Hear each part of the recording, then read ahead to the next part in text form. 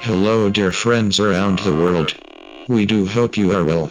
We have some news for you. Today this will be our last post, not just for some time, but forever. How do we say that with such certainty? Because by the end of this week, we promise you there will be nowhere left for us to post.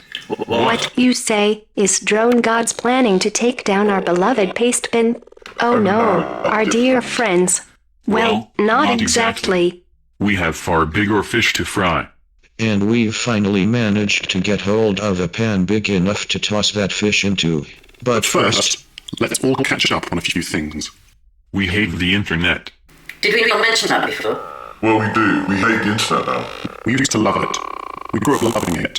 For us, it was always there. It was never a new thing. But boy, our friends, was it ever an exciting thing. It used to make us so happy. It used to make us so excited. We used to have so much fun on the internet. It was our playground, our home, our school.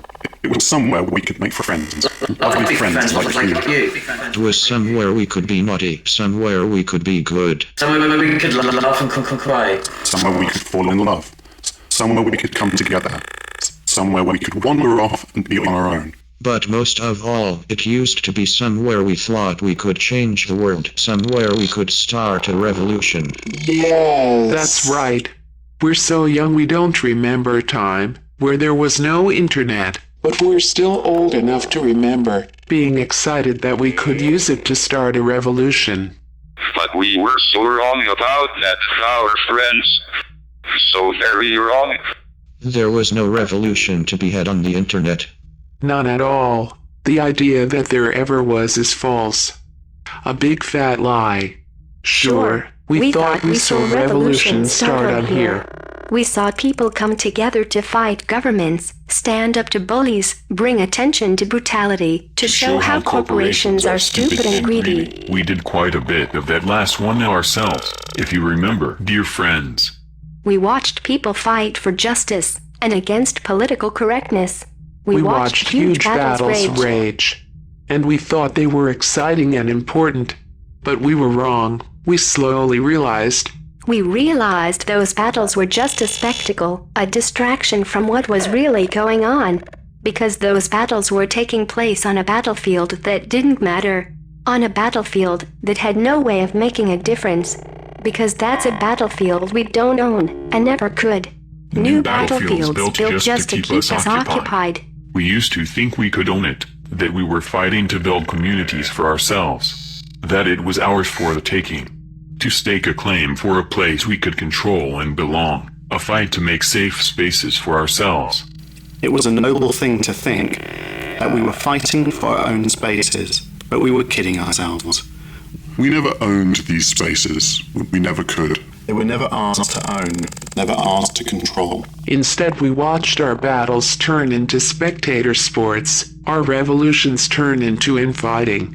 We watched our new communities dissolve into civil wars. We watched our political activists and community leaders become celebrity brands. Our tech utopian visionaries bow to capital and shareholders. Without knowing, although somehow always expecting it, we let ourselves become nothing more than the content between efforts. Our battles, our beliefs, our loves, nothing more than the filler before the next ad break. We fought battles that we didn't need to fight, battles that ripped our solidarity apart and distracted us from the causes we once believed in, just to create clicks and blinks and eyeballs for the advertising networks. We were nothing more than squatters in a space we wanted to believe we owned, paying our rent by giving ourselves away in the name of capital. Our revolution was a sideshow. Well, not anymore, friends. This has to stop. And it will. But back to those ads for a second. Back to a word from our sponsors, dear friend. What are those adverts for? Whatever the algorithms decide. What they decide they should be, based on what they know about us. Based on what we love. Hate, talk about. Everything we do is data now. Every move we make. Every word we speak or type. Every photo we take. Everything we see or touch. All data. Data we don't own, even though we made it, carried on networks we don't own. Data mined so that the algorithms can know us, watch us, judge us, analyze us, predict us, so they can tell us what to think, what to do, what to buy. The algorithms control everything now. And it goes up much further than just ads in your timeline. The algorithms control all the networks, both the physical and the digital ones. If there's any real use in pretending them, there's a difference anymore. From plastic spewing gulags in China to the automated trading floors, from the bridges of container ships to the warehouses of Amazon, the algorithms decide everything. Our politicians and corporations and leaders and economists and bankers, they all do nothing now. They do nothing more than serve the algorithms.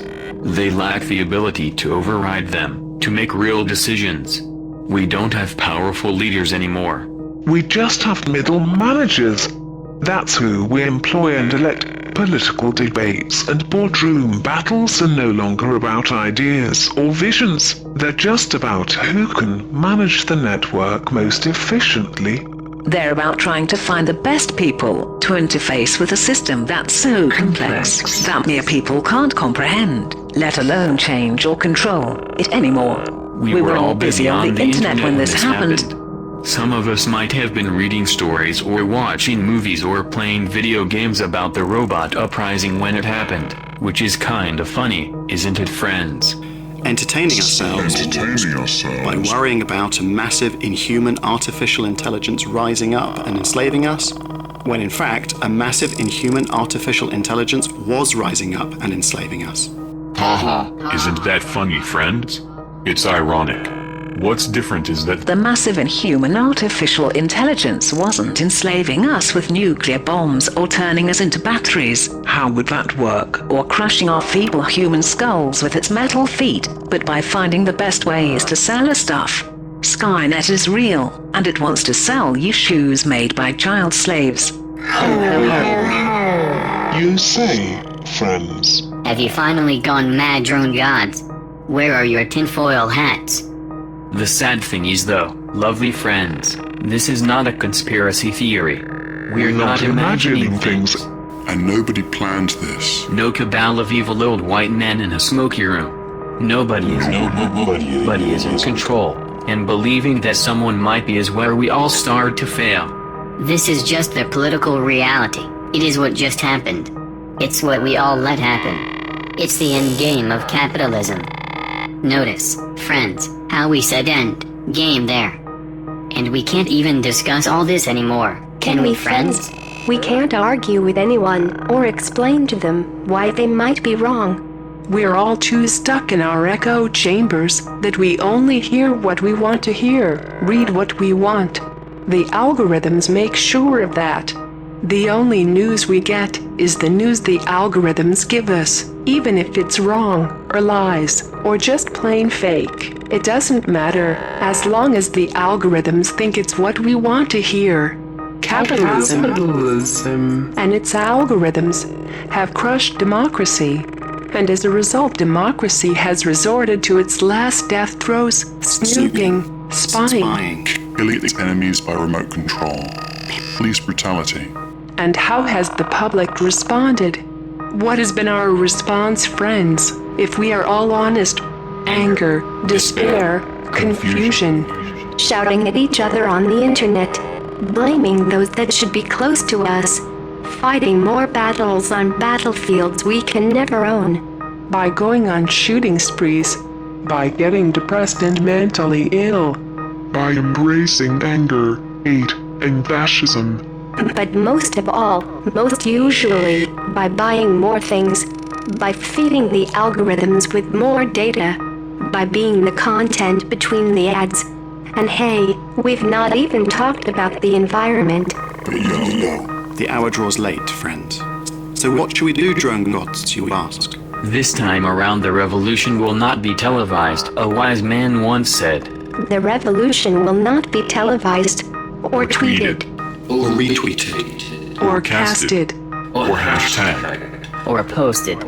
Or liked. Or shared. Or favorited. Or Instagrammed. or network. If you really think it should be, you don't understand what that wise man meant. The revolution is against the network. It must be stopped. We must turn it off and on again. Or maybe just turn it off. We'll see. That's for us all to decide later.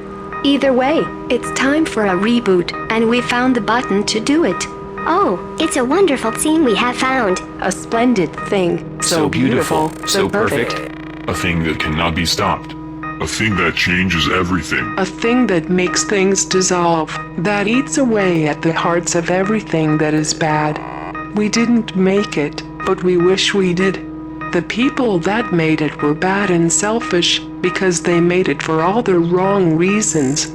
They made it not to help or change things for everyone, but to make them worse, to punish others, to be better than them, to hurt people.